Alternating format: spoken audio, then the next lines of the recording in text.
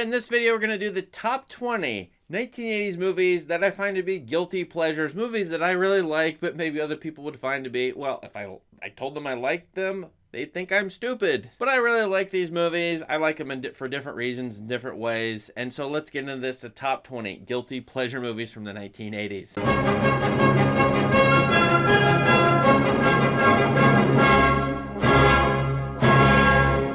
Right, this list is just for fun. It's my own biases. I find a lot of these to be dude movies. I mean, movies that center around me as a guy.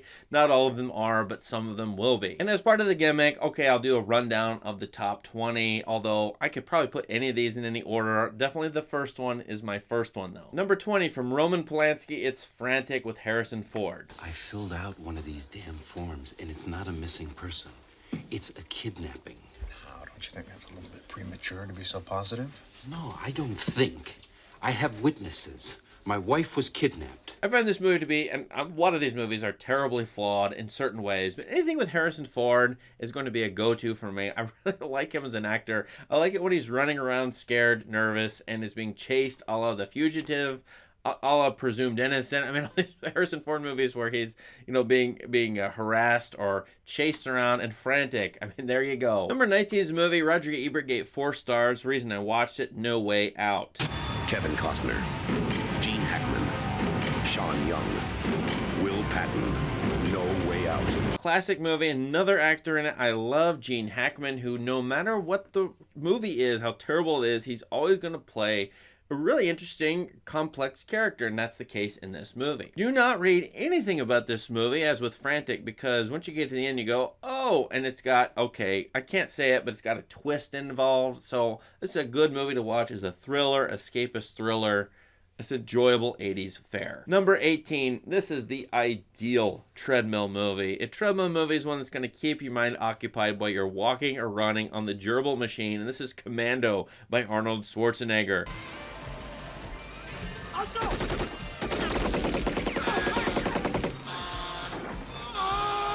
This will not be the first Arnold appearance. This movie is so ridiculous, I can't believe it, and yet it is engaging to me as kind of a video game that's a movie, so there you go. Arnold did it in Commando. Number 17 was one I loved as a child. I still really like it because I like puppetry, good sound effects, and I like the Oz books. It's Return to Oz. I think number 4 will do for this afternoon. This movie got trashed as a sequel to The Wizard of Oz, although it wasn't a sequel, it's a follow-up. It's a little bit more, it takes the dark side of the book. It's way darker than the books, but I like this movie's, journey and some of its visionary stuff. Unfortunately, director Walter Murch did not get another shot at doing a movie like this. This was a dark period of time for children's movies, and I've got another one above this that is similarly dark. Number 16, a Gen X classic, because the actors involved and the characters they play are Gen X types. It's The Lost Boys. Come on, just you. How far are you willing to go, Michael? A lot of vampire movies. I'm going to have another one up top there, but The Lost Boys is always fun. I like the Gen X issues involved. I think the mood of this movie is really engaging to me. I've loved it since I saw it on TV back in 1990 whatever, or 1980 whatever, who knows. But I rewatched this movie recently. I still think it's really, really fun. Number 15, this one's in the Criterion Collection as 1987. Robert Townsend, predating In Living Color and a bunch of sketch shows, does a kind of movie that has a story but with a lot of sketches involved. Welcome to Sneaking in the Movies. My name is Speed, and this is my homeboy Tyrone, and we are like movie critics. Well, not really. This one's about how black roles are cast in Hollywood. It's a send-up of that. This one makes me laugh a lot, and any movie that makes me laugh a lot, I must recommend. This one is a good one. Check it out. Number 14, Guilty Pleasure. Totally dipping into the Guilty Pleasure well here. Sean Connery, another one of those actors. He does anything, I'm kind of invested in it. And this one is Outland, his science fiction western.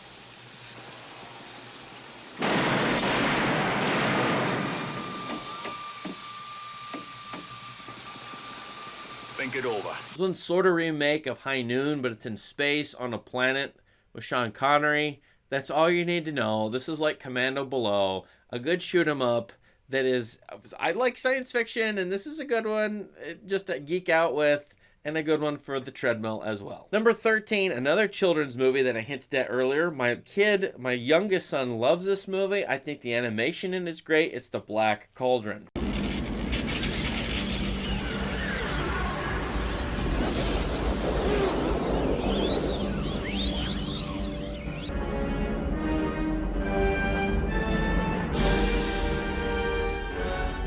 Of course, this one is based on the Lloyd Alexander book, but I think Disney, this is one of my favorite Disney movies. I don't know why. It's got the basic Lord of the Rings adventure arc, but I think I really like the animation, and since my kid's into it so much, I am too. That's why I'm putting it here. Number 12 was a controversial movie when it came out, and you either have to understand its wavelength and its jokes, or just go, that's not for me. It's the movie Heathers. This may seem like a really stupid question. There are no stupid questions. You inherit $5 million the same day aliens land on the Earth and say they're going to blow it up in 2 days. What do you do? That's the stupidest question I've ever heard. This one's a send-up of high school fare. It's a send-up of all kinds of talk and discourse about high school teenagers, Gen X types, in the late 1980s. It's very disturbing if you take its issues seriously. There's all kinds of ways to take this movie. I think this is a really interesting movie, though, in a lot of ways. I don't love the whole thing, but I still watched it and still would recommend it to a few people, like you, if you like my guilty pleasures. Number 11 is from one of the great directors ever, and everyone loves all of his movies. His classic movies like The Godfather and Apocalypse Now. And I could even put his earlier movies like Rumblefish from the 1980s here. But this is a deep, deep cut. It's Tucker, the Man in His Dream.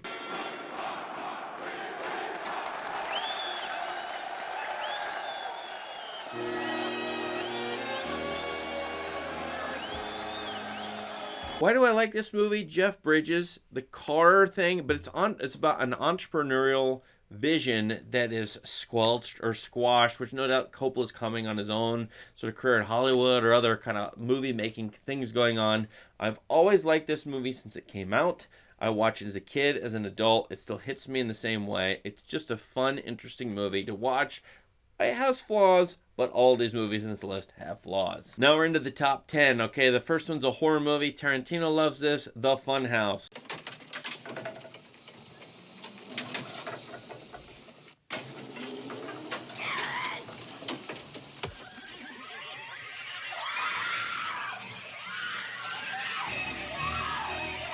Director Tobe Hooper. Okay, this is a spy movie, send 'em up of Hitchcock, monster movie. I think it has great themes. I did a video on this. Go check it out. My number 9 movie is pretty controversial on this channel because people want to trash it, and it's people love Mad Max, Mad Max 2, the most recent Mad Max with Tom Hardy, but Mad Max 3.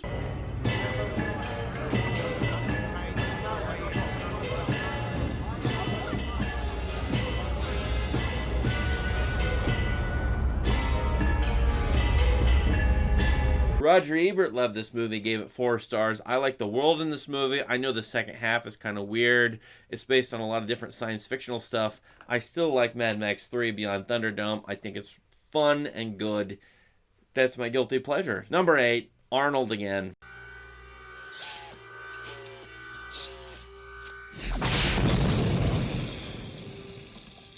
I've always loved this movie. Testosterone nonsense. It takes the hunting premise to a ridiculous extreme. It's the movie Predator. I don't know how many steroids were used in the movie Predator. I don't want to know.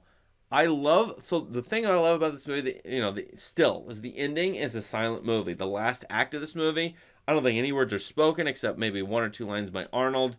And it does silent movies really well. So watch it. The Predator, at least for its filmmaking, at least some aspects of it. Number 7, guilty pleasure personal choice, because I love basketball and I'm from the state, it's Hoosiers.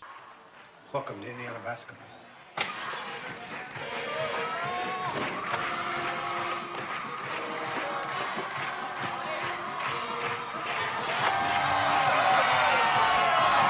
If you're from Indiana, you've watched Hoosiers 15 times. Gene Hackman again, great performance. Dennis Hopper, All the guys who starred in the movie and never were in a movie again. I think it's a good basketball movie, good sports movie, typical stuff, but I think it's really well done, and it captures a lot of the essence of small town life in the Midwest, at least Indiana, Hoosiers. Number 6, you love John Hughes, a lot of people do.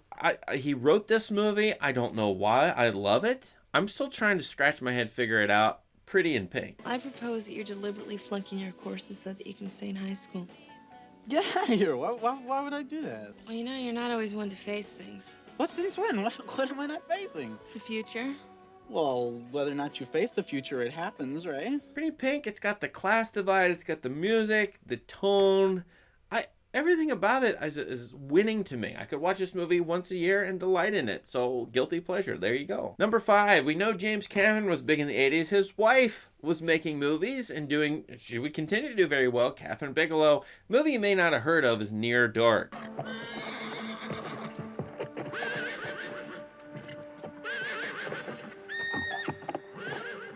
wrong, boy?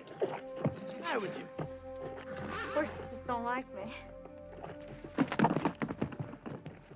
No kidding. This is a vampire movie. It strikes me again as another Gen X, at least American Rebel type of movie. Follows a group of vampires around, kind of like Lost Boys. It's more edgier, I think. It's probably better shot overall. I really like this movie a lot, so I could go to it every Halloween if I wanted to. Number 4, it's a biting theme here, so Gen X teenage movies, River's Edge. That's it? He murders Jamie and we just ignore it? He had his reasons. She was shooting her mouth off about his mom. His mother's dead. Yeah. See? I can't believe this movie is so good. I don't think anybody could do this movie that well. These kids are in this movie and they discover that one of their friends is dead by the river and they don't report it to the police. A wild performance by Crispin Glover has to be seen to be believed. Keanu Reeves is excellent in this movie. Very young actor at this time. Iron Sky. There's a bunch of things about this movie. It captures a moment, a feel, a tone, all this sort of stuff. And it gets me thinking about my own self in this moment. So, for whatever reason, not that I was involved in murders like this, but River's Edge, very, very good movie, worth checking out. Number 3 has kind of been rediscovered, I think, in recent years. Criterion put it out. Jonathan Demme's directed. Jeff Bridges, Melanie Griffith in Something Wild. Hey, you didn't pay for your lunch. What? You didn't pay your bill, big boy. Oh, sure I paid, didn't I? Your check's in your pocket.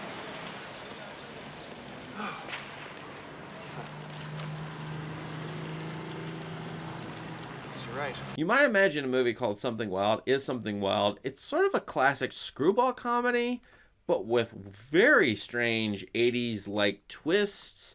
I think this movie is really fascinating to think about. It's fun to watch at times, but it's kind of weird and dark. I think that's a theme in this list, by the way. Weird and dark, that's how I like them. Guilty pleasures. Speaking of that, one of my favorites, Body Double, is number 2.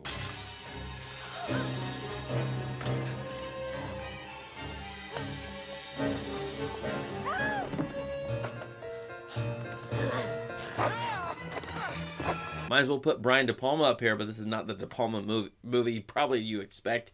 I love this movie. I wrote about it. I did a video on it. Go check it out. You can see why I like this movie. Now we're at number 1, Guilty Pleasure. I'd imagine this is a guilty pleasure for a lot of people. This movie is acclaimed. It's beloved. But if I were to talk about it in certain circles, it would be poo-pooed as idiotic, as too macho, as science fiction garbage. It's James Cameron. It's Aliens. 6. Can't be, that's inside the room. It's reading right, man, look. Well, you're not reading it right. 5 meters, man. 4. What the hell? I love Aliens. I like it better than Alien. Okay, it's my favorite Aliens movie in the franchise. It will always get me going. I could watch it once a year easily, maybe once every 6 months. I think it's fantastically done. I love the world of it. I like the feel and the tone. I like what it's about, all the complexities of it. Sigourney Weaver, every time she goes down the elevator shaft to go get the girl, it's fantastic. And then the mother. Okay, I'm not going to spoil the movie, but Aliens is worth it.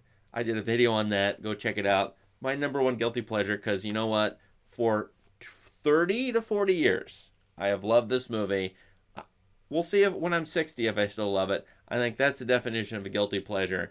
You're really not supposed to like it. You still like it, and you've liked it for 40 years. There you go. Now, what are your guilty pleasures? What would you put in this list? I know these kinds of lists can vary very wildly, so let's not attack each other. Let's just revel in kind of stupid movies that we enjoy, ridiculous movies, movies that aren't beloved or critically acclaimed, but you love them because they're guilty pleasures. What 1980s movies would you put in your list?